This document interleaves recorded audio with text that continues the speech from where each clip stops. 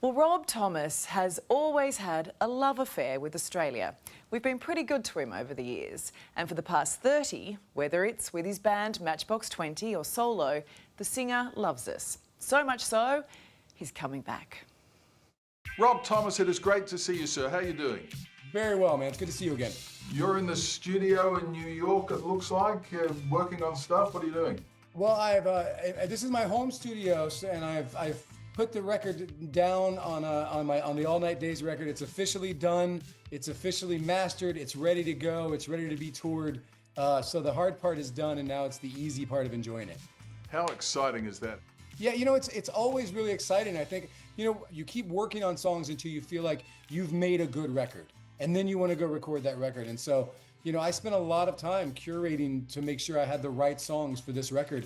And now it's that exciting thing. It's like a little secret because it's just a little bit of time where I know all about it, my friends know about it, but other people don't know about it yet. So I'm really excited, you know, to have it unleashed on the world. When you write a song, how do you know if it's a Rob Thomas song or a Matchbox 20 song? Oh, they let me know. They say, I don't like this song. And I go, I'm going to keep it then.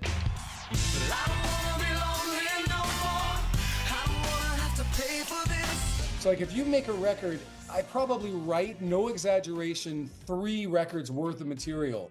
I'll make full demos with bass and drums, and I'll have them all, and if it just doesn't sit right with me, I just put it aside. And you have to go through all of those things, I think, to get that one, you know, that makes you feel like it's the right representation of where you are right now. So how do the other guys in the band feel when, oh no, he's making another solo record? God, you know, they must hate it.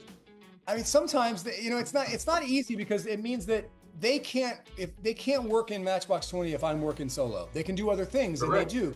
Paul does film scoring, and Kyle is producing. He does solo stuff, and he's my best friend in not just in the band but in the world.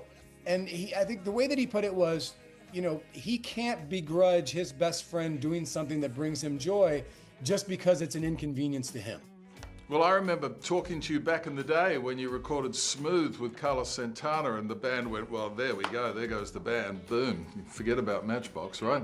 So just for a frame of reference, this is the 20-year anniversary of my first solo record. Next year will be the 30th anniversary of the first Matchbox record. So when Smooth happened, it was only in between record 1 and record 2. And I wouldn't go on to make another solo record for 2 more Matchbox records.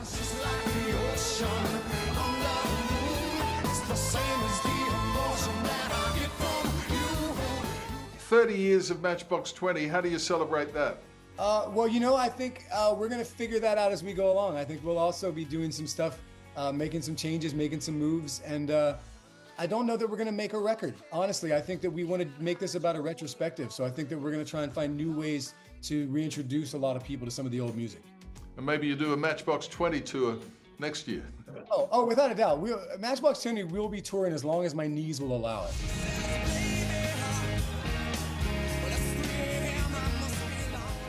The good news is you are coming here on your own with this new album. That is exciting. You looking forward to it? And yeah, I am. So my solo band is basically the same solo band I've had for 20 years as well. So I keep going back and forth between these two families. The only difference is this year, and this tour is the first tour that my son is the guitar player in my solo band. How cool is that? Yeah, it's amazing. I can't believe I talked him into it. I really didn't think he was going to want to do it, just hanging out with a bunch of middle-aged, you know, guys. But he grew up on the music. He loves the music. He loves the band. He loves playing. So, you know, and he's a phenomenal guitar player. So, and that's something I'm really, you know, super excited about.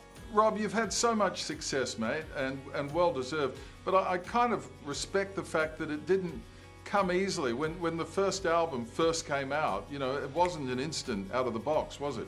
No, I mean, thank God for patient people. I mean, when it first came out, the first single tanked, and here in the States, they were going to drop it.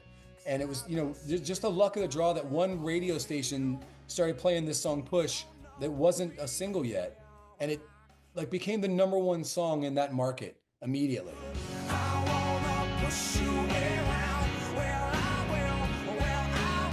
Yeah, I mean, Push, such a huge hit. Now even Ryan Gosling's in on the act, huh? I know. He's so pretty. Yeah, we just might feel good. I wanna push you around. Well, I will.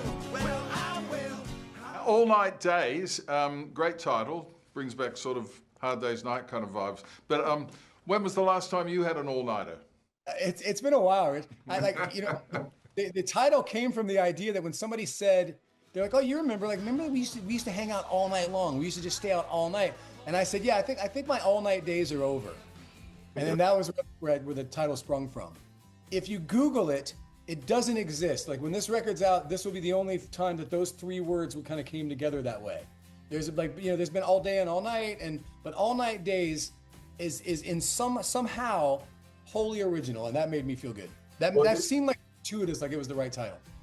Well, we are excited that you're bringing this album and this tour to Australia. You're looking forward to getting around the country again? Always. I mean, I think it's no secret that I've had a beautiful, loving history with Australia over the last 30 years. You guys have been unbelievably good to us and let us, kind of spread our wings and do what we want to do.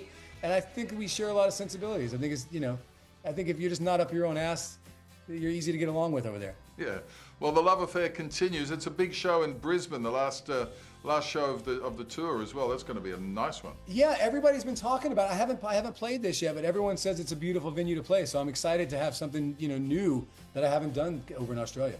Well, bring it on, Rob. We look forward to seeing you in this neck of the woods. Safe travels, stay well, and thanks for the chat. Yeah, thanks for the time, Richard. I appreciate it. Cheers, man. Thank you. All right, be well. Well, Rob's tour starts in Perth in late October and finishes with that big Brisbane show on November 8. Tickets go on sale next week.